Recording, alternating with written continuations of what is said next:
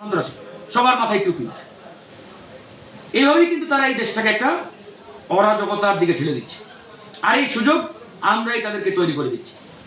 আর প্রশাসনের মধ্যে যারা আওয়ামী দোসর এখনো আছে, এরা তো ভিতরে ভিতরে চাই আওয়ামী লীগ দেশটাকে বিপদে ফেলুক, ওরা মিছিল করুক, একটা অরাজক পরিস্থিতি তৈরি হোক। রাজনৈতিক দলগুলো যদি ঠিক না হয় তাহলে কিন্তু সবাই বিপদে পড়বে, দেশটাও বিপদে যাবে, আপনারাও বিপদে পড়বেন। জাস্ট আমি এতটুকুই বললাম। তাই আমাদের রাজনৈতিক দলগুলোর মধ্যে যে বিভাজন, যে দূরত্ব, যে বিপরীতমুখী অবস্থান, এখান থেকে আমাদের বেরিয়ে আসতে হবে।